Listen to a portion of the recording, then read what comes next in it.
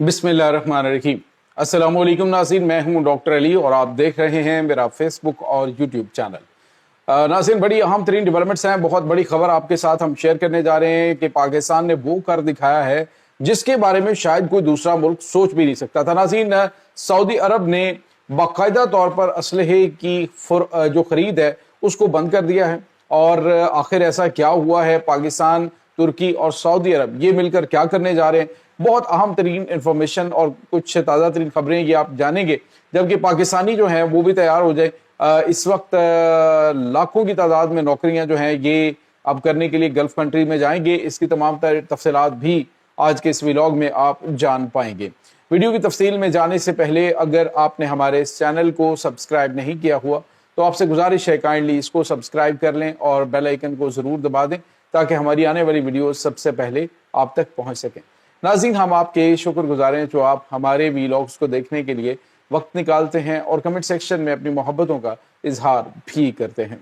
नाज़रीन, इस वक्त सूरत हाल बड़ी तेज़ी से बदल रही है और आप पाकिस्तान के जो इस वक्त किए जाने वाले इक़दामात हैं उनको अगर गौर से देखेंगे तो आपको पता चलेगा कि पाकिस्तान इंतहाई खामोशी के साथ, इंतहाई ज़बरदस्त तरीके से वो चीज़ें हासिल कर रहा है जिसके बारे में शायद कुछ अर्सा पहले तक सोचा भी नहीं जा सकता था।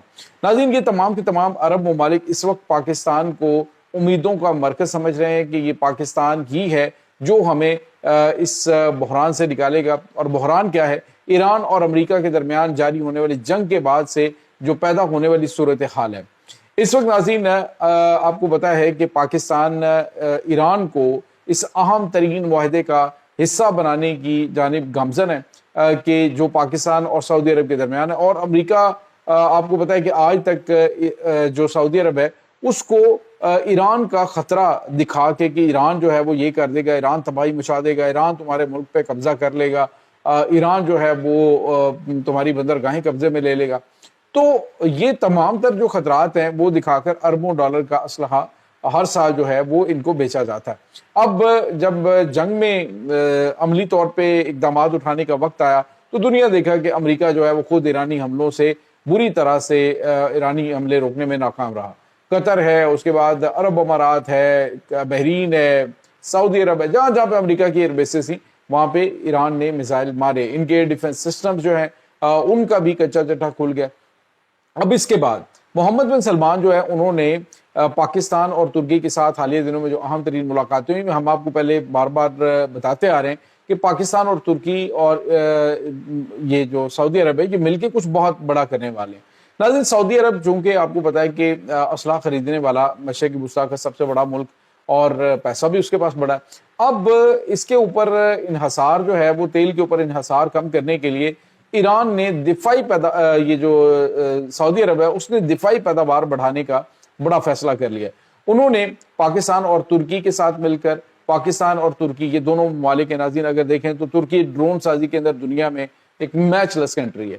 इसी तरह से पाकिस्तान की बात करें तो पाकिस्तान हर शोबे में पाकिस्तान की जो दिफाई पैदावार है इस वक्त पूरी दुनिया खरीद रही है। आप अंदाजा लगाएं कि अगर कम वसाइल के अंदर पाकिस्तान जो है वो 4.5 जनरेशन जंगी तैयारे वो दुनिया को बेच रहा है और आने वाले दिनों के अंदर जो 5th जनरेशन जंगी तैयारा वो भी तैयार कर रहा है। तो आप अंदाजा लगाएं कि अगर पाकिस्तान के पास वसाइल मौजूद हो तो पाकिस्तान क्या क्या कुछ नहीं कर सकता। अब ये एक सिर्फ नाज़रीन ग्रुप नहीं है बल्कि एक बड़ा ताकतवर जो है वो ब्लॉक बनने जा रहा है। इस वक्त ईरान की जंग ने बहुत सारी चीजें जो है उनको तब्दील कर दिया। सऊदी अरब जो है वो अब दिफाई पैदावार जो है उसको पीक पे लेकर जाएगा, पैसा सऊदी अरब का होगा और उसके बाद पाकिस्तान और तुर्की की महारत होगी जिसको इस्तेमाल किया जाएगा। और इसके तहत नाज़रीन अब सऊदी अरब जो है वो असलाह खरीदना बंद कर रहा है और $1 ट्रिलियन नाज़रीन मुख्तलिफ जो मल्टीनेशनल कंपनीज के अंदर उन्होंने इन्वेस्टमेंट कर रखी है उसको भी मोहम्मद बिन सलमान ने ख़त्म करके वापस सऊदी अरब में रहा के विजन 2030 के तहत, यानी ये बहुत लंबा चौड़ा टाइम नहीं है, 2030 तक का जो विजन है उसके तहत ये जो असलहे की पैदावार है यानी दुनिया को अब सऊदी अरब असला खरीदेगा नहीं, दुनिया को ये बेचेगा।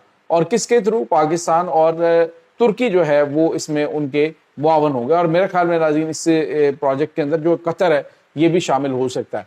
तो इसमें नाज़रीन आ जाके जो एक मुल्क है عرب امارات وہ ہی امریکہ اور اسرائیل کے ساتھ جائے گا، باقی تو دیگر کچھ ممالک ہیں جیسے بحرین ہے اور دیگر کچھ ممالک ہیں وہ بھی اس میں شامل ہو سکتے ہیں۔ مصر بھی کافی زیادہ انٹرسٹڈ ہے کیونکہ مصر بھی اپنا جو پیسہ کماتا ہے وہ سارے کا سارا اسلحہ خریدنے پہ لگا دیتا ہے، اور یہ وہ اسلحہ ہے جس کو استعمال نہیں کیا جا سکتا، یعنی امریکہ کے خلاف یا امریکہ کی مرضی کے خلاف اس کو آپ استعمال نہیں کر سکتے۔